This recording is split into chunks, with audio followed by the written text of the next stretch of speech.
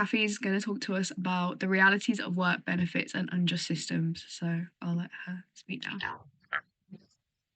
Thank you so much, Charlie, and thank you so much for having me here today. I'm reading off my screen, so if it looks like I'm not really looking at the audience, that's why. I apologise for that.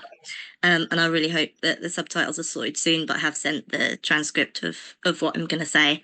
As I always do, I kind of say I'm going to talk about something, and then I veer off into something else. So this kind of veers off, but I hope that it resonates with some people.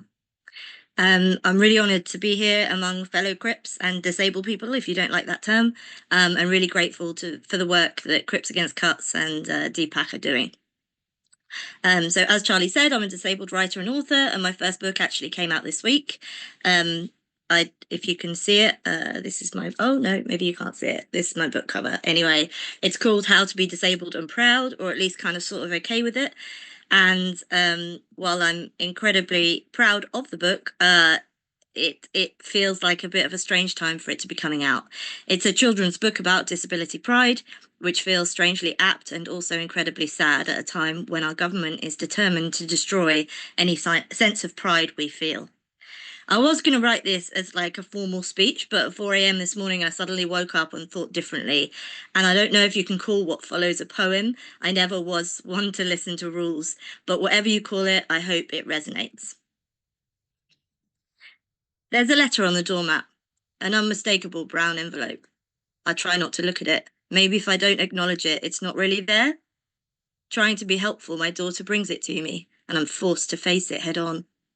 Department for Work and Pensions, the stamp screams coldly from the top left-hand corner. I open it gingerly.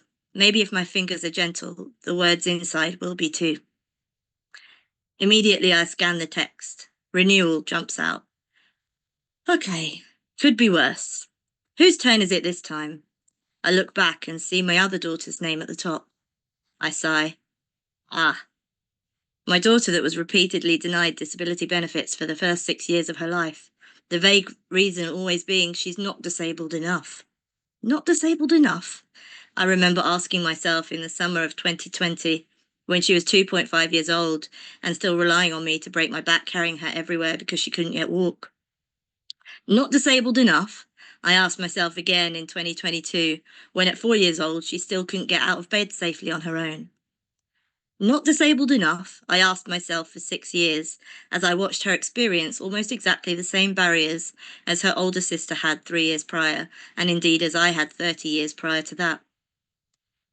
I appealed the decision one of those times, explaining that dwarfism runs in the family, that both myself and her older sister have genes that have been cooked at a lower temperature too.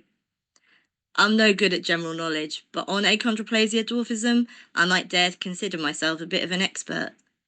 After all, it's not really rocket science. If we're both eligible, there's no way she's not disabled enough. The appeal was denied. We don't look at family circumstances, they coolly replied.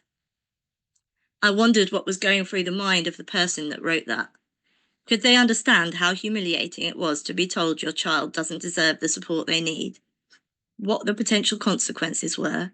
Were they numb to it, completely divorced from emotion, just making sure they reach their target number of refusals? No, she can't get any help. She can walk. Her name is struck off the list. Nope, this person said they once managed to eat with a knife and fork. They don't need any help. Strike 2. Absolutely not. The woman has a job. There's no way she's disabled enough. Strike 3. Which strike was she? I took the case to tribunal and won, by the way. Won by a landslide. That daughter now receives more benefits than both her sister and I, the girl that wasn't disabled enough. I'm still scarred by the trauma of it, though. By the way I had to beg and talk about my kids' intimate life excuse me. By the way I had to beg and talk about my kids' intimate life so humiliatingly. And now I need to do it all again. Please send your renewal form by XX date, otherwise your benefits will stop. The letter reads. I smiled for a moment dryly and imagined the dwarfism suddenly leaving her body the day her current benefits expire. The smile vanishes as I remember that one day it'll be them writing these applications and appeals. Them having to learn the language and the way of talking about themselves that's so completely humiliating, raw and exposed. Nobody wants to have to beg for a better life. Nobody wants to go through these grueling and degrading and unfair processes to get a bit of money, never enough money, they need. Nobody wants to put their kids through it. We just want to have things we need in order to survive and maybe even thrive if that's possible in this fucked up ableist world. I sometimes imagine what life might look like if we had everything we needed, if our world was totally accessible and easy to navigate. Well, as easy as it is for the average non-disabled person. I think I'd have a lot more energy, more money, more access to things we love and enjoy. I'd smile more. I'd worry less. I'd feel free in a way that disabled people have never been afforded freedom.